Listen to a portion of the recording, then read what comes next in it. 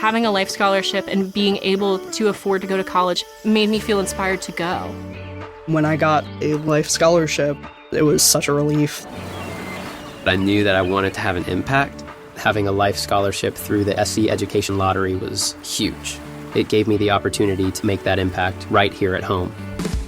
The South Carolina Education Lottery. A better you, a better us, a better South Carolina. Visit sceducationlottery.com/betteryou. Step into the world of power, loyalty, and luck. I'm gonna make him an offer he can't refuse. With family, cannolis, and spins mean everything. Now, you wanna get mixed up in the family business. Introducing The Godfather at ChumbaCasino.com. Test your luck in the shadowy world of The Godfather slot. Someday, I will call upon you to do a service for me. Play The Godfather now at ChumbaCasino.com. Welcome to the family. No purchase necessary. VGW Group. Void where prohibited by law. 21 plus. Terms and conditions apply. Do you want more success, more growth, more results?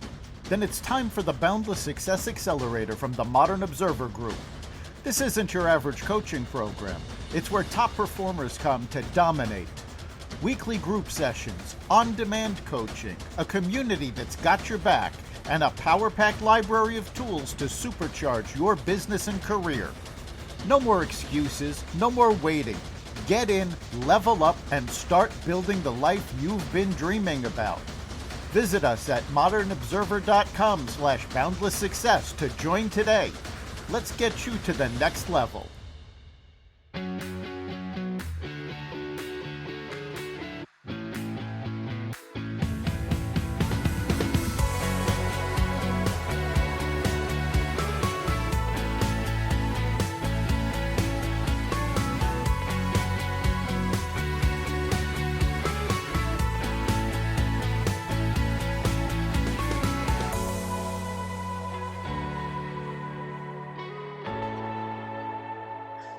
Hey, everybody, and welcome back to the Happily Never After show. I'm your host, Kate Mollison. This week, I'm here talking about a very important topic, one that scares me personally because I'm not well versed in it, and that's finances and what to do after you lose a spouse, a partner, a co-contributor, right? So this week, we have a very special guest. I have Ashleigh Martin. Thank you so much for joining us for the conversation this week. You're very welcome. I'm excited to be here. So Ashleigh, let's tell the listeners a little bit about you, about your background, and what brings you to the conversation. All right. So I graduated here at Central Connecticut State University back in 2008 with a degree in accounting. And from there, I worked for about 15 years in a big regional accounting firm doing taxes for individuals and businesses and doing accounting for small businesses, nonprofits, and audits. And a few years ago, I decided to go out on my own to help individuals and small businesses more. I feel they're both a really underserved market, and there's not a lot of accounting firms that want to service those industries. So here I am out on my own and now own AEM Accounting here in Farmington, Connecticut. I love it. I love that. I wish that there had been someone with that philosophy when I was going through it, right? Like, and I think you and I have talked about this in other conversations. There's such a threshold that we didn't realize, or that I didn't realize, that when you're going through loss, unless you have a certain amount of money, financial advisors, CPAs, all of those people don't really like to talk to you, which I totally get, right? Like, obviously people deserve to get paid, but why is there, I guess, is that just the business norm, or why do you think there is that gatekeeping within the industry? Well, right now, especially in Connecticut, there is a 30% shortage of accountants and CPAs, and they're projecting that shortage to just get even greater. Really? Not a lot of people are going into it, especially public accounting. A lot of people are going into college for accounting and coming out, and they're going to work for the corporations or the towns, because working in those industries, you work, 8 to 4:30, half hour lunch, you get paid vacation, all of that. Right. And corporations too, it can be a little bit less demanding, whereas public accounting, you have crazy season. So right now we're filming and it's tax season and we're working around the clock to get things done. So there's a lot more demand and a lot more burnout. And in Connecticut, a lot of them are retiring. Some of them have even passed away. Last year, we had 2 who passed away in the middle of tax season. Oh my gosh. Yeah. So in Connecticut, the demographic for an accountant or CPA is in the 50s or 60s and male, which when clients come to me, I'm in my 30s. You're stuck with me for 30 years, which can be a great thing. And coming from it and a female standpoint. So I take a different viewpoint of everything and come at things with compassion, who listen to your stories and can have a little bit more sympathetic, softer, and more gentle approach as opposed to a big stuffy firm. Yeah, so it sounds like you take more of an empathetic, holistic approach when working with, your clients, the business that you're in. And it sounds like maybe in the accounting industry, we're kind of on the cusp of an evolution where more and more providers are starting to do this type of work. Why do you think that is? You know what? I don't really know yet. It's hard to tell, and it's hard to see if it's still going to continue to trend that way or if it's just some sort of little blip on the monitor that's coming out from people in this age range who, suffered from burnout and want to kind of do their own thing, especially after COVID.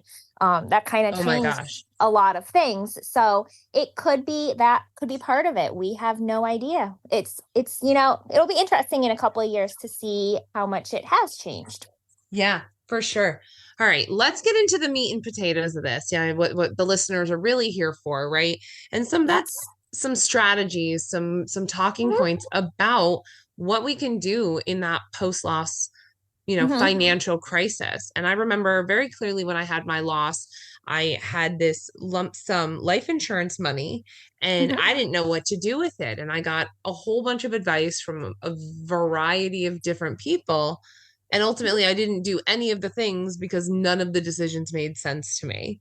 So break it down. What are some first steps that people should take when they find themselves in that unexpected murky area? Yes. So one step I always recommend to clients before this even happens is there's usually a designated spouse who takes care of all of the finances, and that's fine and dandy. But the other spouse does need to know usernames and passwords because that's one of the biggest issues I find when there is a death. And somebody's going through the grieving process and it's like, okay, well, let's help you. Let's figure this out. Let's create a budget, but you don't know what the bank balance is. That's okay. Let's log in and take a peek. But they don't know the username and password. So you can have a designated spouse in the relationship who handles all of the finances, but please have a notebook locked away somewhere with all of the usernames or passwords. That is the most important thing because that's going to have a lot of times the usernames and passwords for the life insurance policies to be able to get into the system and begin the process. That's keys to the castle right there. It is. And that kind of, can really hold up the process. If you don't know what any of the usernames or passwords are, a lot of times you're going to have to call, the bank, the insurance company, talk to somebody, verify all of this. You're going to have to explain the situation, which would be heart-wrenching all over again.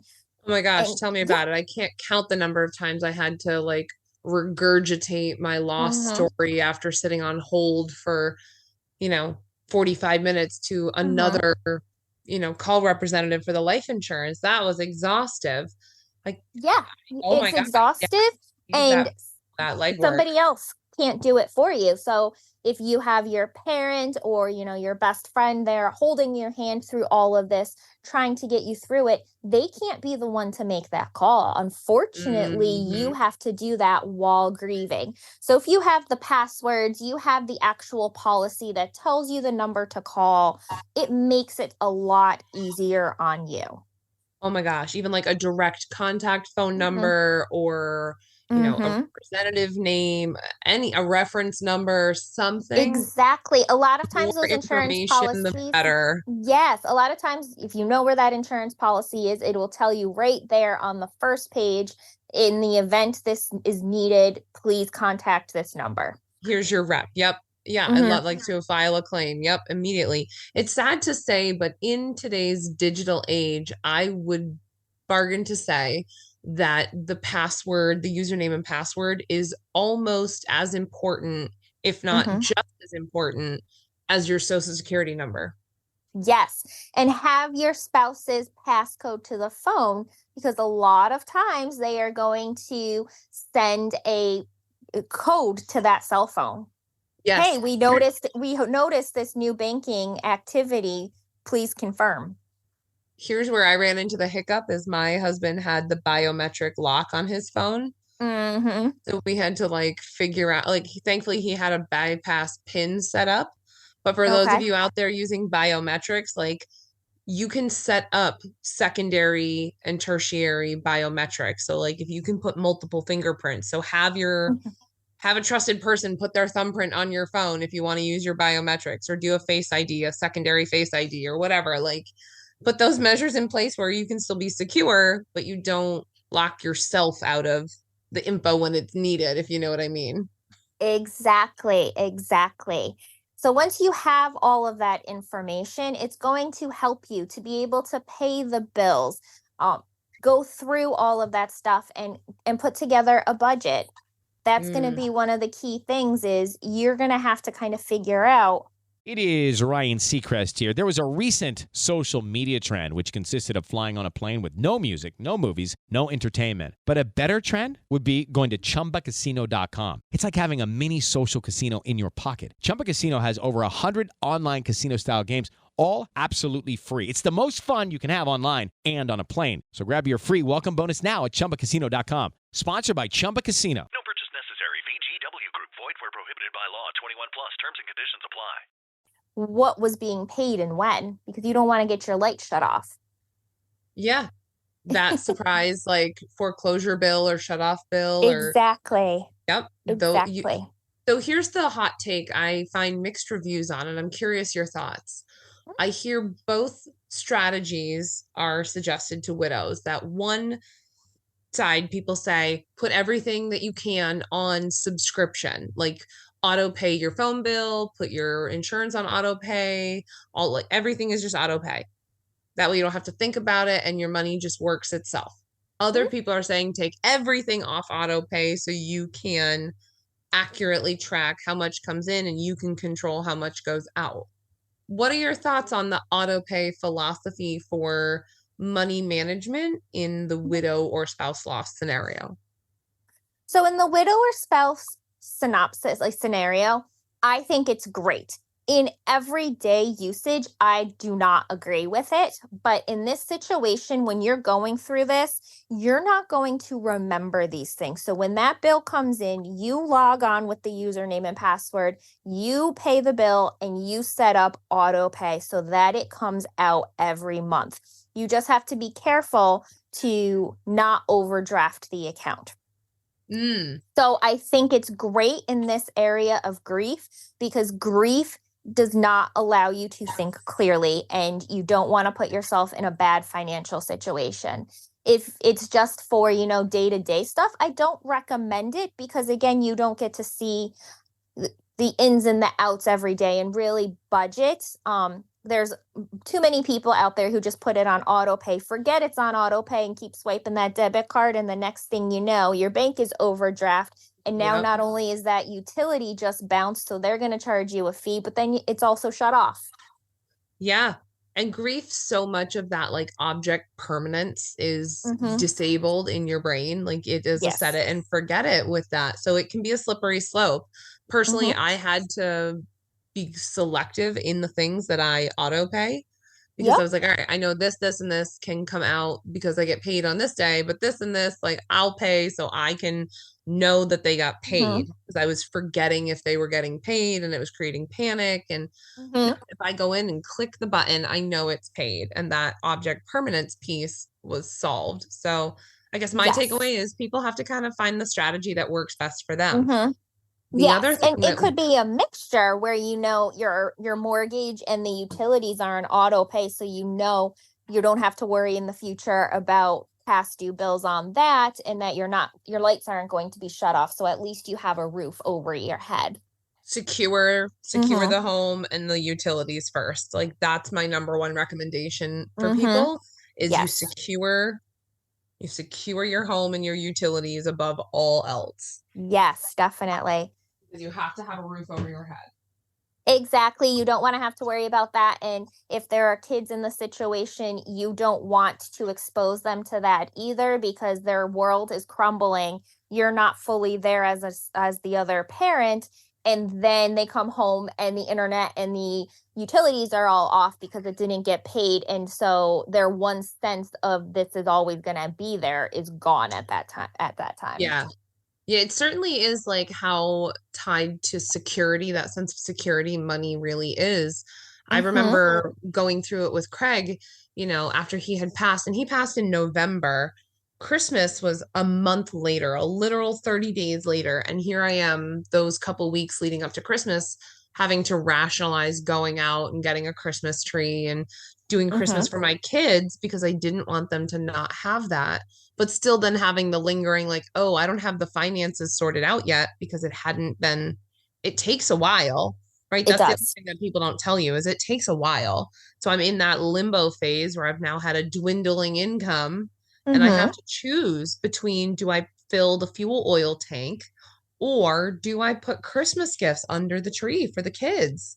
And that is a terrible place to be in, right? It is. It is. So what are some ways that people can maybe prepare financially so when they find themselves in that situation, they don't have to make that choice? I always recommend that you have an emergency savings.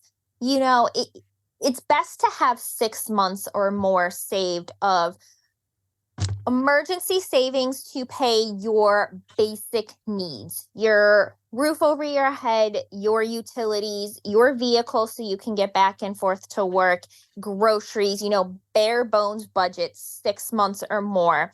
The more you have in there, the better. But you can't always just put away 6 months right then and there. It's going to take time. So you start little by little.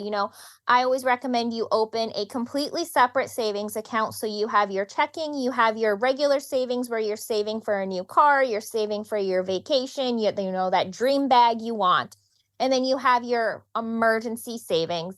I recommend people put it in a money market, which is a high yield savings account, which earns interest based on what the interest rates are.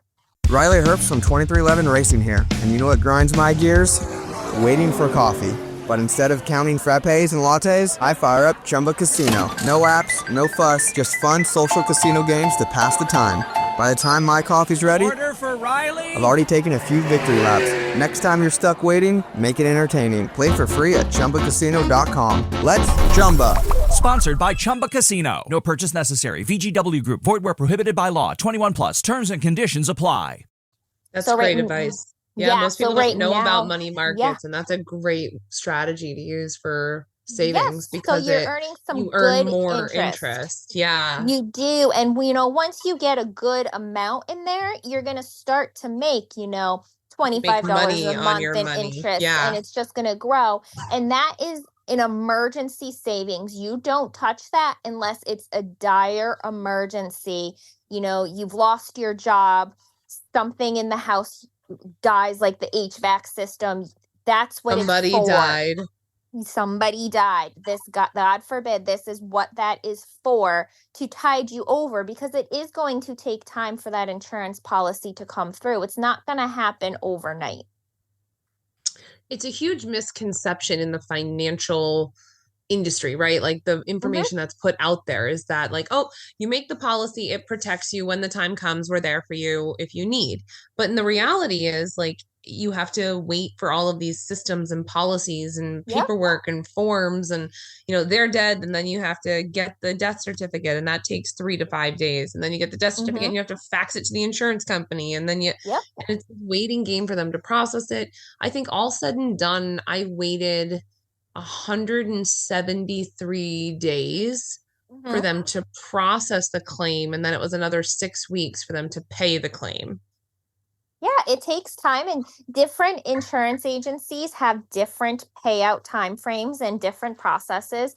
So I've heard of people having it, in 45 days.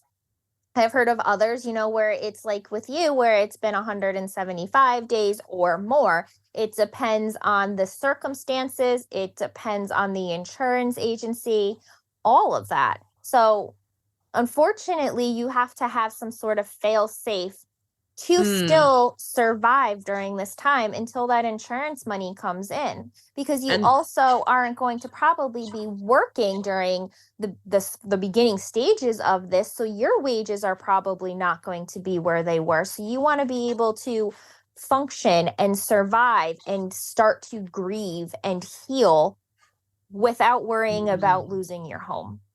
Well said. So important. So I want to pivot just slightly. I know as we're having this conversation, it is like the peak of tax season, right? Yes. So when people hear this, it won't be tax time. But what are some things that people can do to put themselves either in a good position to make an audit or an edit after, or if they're filing on extension, or what are just some tax tips for people in that spouse or partner loss scenario that you can share with our listeners? Yes. So you do want to have copies of your tax returns. You do want to keep them for at least 3 years. The IRS can go back and audit any of these tax documents for 3 years previous. So right now it is 2025. We are filing the 2024 taxes. So the IRS could go back to 24, 23, or 22. If they, for some reason, open it and see that somebody has clearly created tax evasion, they can go back indefinitely. But generally, they can only go back for 3 years. So you want to make sure you always have 3 years of your tax returns and the supporting documents saved. And this is even after your spouse dies. So if you were only married for a year or two, make sure that you still have a copy of their taxes in case any IRS letters come through. If one does, I recommend you reach out to an appropriate individual, an accountant who can really help you. So here in Connecticut, you can go to the Department of Revenue Services or the IRS website, and you can look up people who are actually authorized to do accounting and do taxes. Here in Connecticut, the DRS requires that we have permits to file tax returns. So it's very important. I did not know that. Yes. So it's very important that you know you're working with somebody reputable who can help you. A lot of times people, just get a PTIN and say they can file taxes, and then something like this happens and they make something even messier. So if you get a letter, reach out to somebody who is on that website, who comes recommended. You can always ask somebody, what's your experience? Like, be comfortable asking the uncomfortable questions. That's one of the big things I'm noticing this tax season is a lot of people are coming to me with things where people who shouldn't have been doing these have been doing them. So make sure you do that. I think I fell in a similar situation, and it's so unfortunate that I don't think it was a malicious taking advantage of me, although I think there are entities out there that do maliciously prey on people who are financially vulnerable. But in my situation, Craig was the one who filed the taxes, right? And so he died in November. January, I filed taxes, married filing jointly, no problem. Then the next year, 22, I filed as qualifying widow. I used a service that had the full service. They helped me, whatever, things got done. Then we did the third year, and that person was like, oh no, you're head of household. And they talked to me, and long story short, I ended up getting audited, and it was a mess. And I think it's still, like still an exchange happening, trying to get things cleaned up. But it's because this person filed me under a way that they shouldn't have, because technically you're supposed to be qualifying widow for the 2 years following the loss. Am I correct in that? Yes. So the first year after the passing, no matter what time of year they pass, it could be January 1st. That year, you are going to file married separate if that's how you've always filed, which is a very rare case. I don't recommend it. I find that most people aren't going to have a lot of tax advantages doing that. Or married filing jointly. You're doing this because your spouse is going to have to file their final tax return. So when I prepare a tax return for somebody who's married and has passed away, there's a box I have to check, and I have to put in the date of their death in there, which marks this information. So that way the IRS does not expect a tax return for them in the future. If that is not done, the IRS is going to start sending this person letters saying, where's your tax return? Aha. Yes, with failure to file penalties. So this triggers. Well, it's a good thing I got that right, because I've never got those letters. So thanks for letting me know I got that part right. Yes. So you have to, go to somebody reputable and TurboTax, while great, hard. sometimes doesn't know that. And then after that, if you are able to, you can file for a qualifying widower. Most people would qualify for this. The people who don't, get married right away. So you can file for a qualifying widower for 2 years, which allows you to still get the advantages of those 2 years of the married filing joint tax breaks. So there's higher income limits before you get to the next tax bracket. There are still the same standard deduction amounts so that you don't lose that. This is, to help people during those first 2 years after to kind of get more financially set. Look at the IRS being empathetic. The IRS gives us 2 years to get our shit together, and the bereavement leave policy gives us 3 days. How ironic. I know, how ironic. The only way you really wouldn't get that is if you got married during those 2 years. And I have seen that happen. So if you get remarried, you clearly can't file for qualifying widower because you're going to file married joint or married separate with your new spouse. Correct. Yes. And then after those 2 years, so your first year, you are married jointly or separate. Then you are a qualifying widower. And then you can take 2 different avenues depending on your situation. If you didn't have children, you would go back to the single filing status. So at that point in time, make sure you go and you change your W-4 with your HR department, because they are probably still withholding you at the married filing jointly tax rate when you're back down to single, which has the least tax advantages, unfortunately. Or if you have children, you can do head of household, which is better than being single, but you still don't have the exact married filing jointly advantages. But this gives you, higher income thresholds before you move to the tax bracket, a little bit better standard deduction because you have the children. And then you also get the earned income credit for the children too. Correct. If you make under a certain amount, you will get that. Yes. Look at me knowing a thing or two about a thing or two. It's funny the things you amass as you go through this process. It's so convoluted and so many moving parts. And it is incredible to have someone like you who's a wealth of knowledge in this. I'm happy to help. in this arena. So what does someone do if they find themselves in a messed up, murky, unfortunate, misfiled tax situation post loss? What do they do? How do they fix it? Yes. So I would reach out to somebody who is reputable. Ask your friends and family for recommendations who they ask, look at Google reviews, look at, the website, make sure they're good. Go to the IRS website again and look up preparers. You just kind of have to be a little bit more careful with that. You can go to the IRS. They'll tell you who has a PTIN. So that is a preparer tax ID number. We all have them. If you want to file with the IRS, that's one of the things you have to have. Also, if you want to e-file, you have to have an e-file number. But that's all you have to do to get taxes. So you can go to the IRS and you can find somebody in your area who has this PTIN. So that'll help kind of alleviate somebody who is just going to log on to TurboTax and file for you and then say you self-prepared.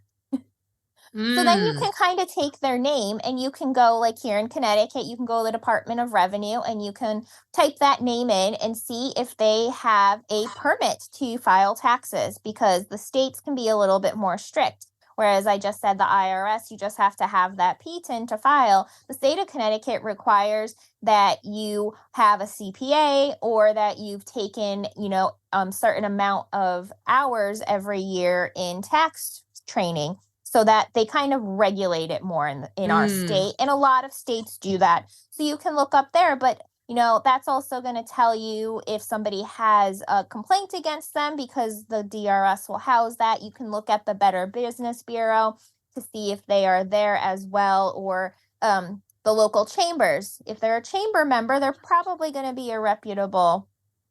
So they could reach out to you. Yes, they can reach out to me as well. I can do taxes. Where would they find you? Yes, I can do taxes in all 50 states. So you can reach out to me. My Instagram handle is AEM Accounting. It's all one word. So it's A as in Apple, E as in Edward, M as in Martin, Accounting. And my website is aemaccounting.com. Or sorry, aem-accounting.com. Awesome. Well, Ashleigh, this has been such an incredible conversation. I love the amount of information that you shared with the listeners. Like, we don't gatekeep, right? We're all about sharing the wealth. So thank you so much. I'm going to ask you one last final question that I ask all of my guests this season. If you could give one piece of advice to someone who's grieving, what would you say to them right now? Ooh, that's a tough one. I would say the hurt never goes away. It's always just going to be there. It's just going to be less and less painful, and you will have brighter days ahead. And you can always find that one silver lining in your day, no matter what. Beautiful. So true. I love it. Well, that is all the time we have for this week, and I am so grateful for all of you out there listening. Please head back and check out the rest of our episodes from this season and go back and re-listen to season 1. Stay tuned for previous episodes, and on that note, with grief and gratitude, I'm your host, Kate Mollison, and this has been the Happily Never After Show. Thanks so much. You've been listening to Happily Never After, part of the Xvadio Podcast Network. You can catch every episode of Happily Never After, as well as the rest of the network at xvadio.com, the Apple Podcasts app, YouTube, Rumble, Spotify, iHeartRadio, Audible, Amazon Music, and wherever you find podcasts.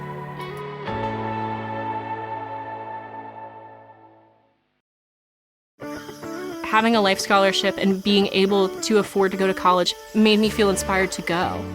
When I got a life scholarship, it was such a relief. I knew that I wanted to have an impact. Having a life scholarship through the SC Education Lottery was huge. It gave me the opportunity to make that impact right here at home. The South Carolina Education Lottery. A better you, a better us, a better South Carolina. Visit sceducationlottery.com/betteryou. Step into the world of power, loyalty, and luck. I'm gonna make him an offer he can't refuse. With family, cannolis, and spins mean everything. Now, you wanna get mixed up in the family business. Introducing The Godfather at ChumbaCasino.com. Test your luck in the shadowy world of The Godfather slot. Someday, I will call upon you to do a service for me. Play The Godfather now at ChumbaCasino.com. Welcome to the family.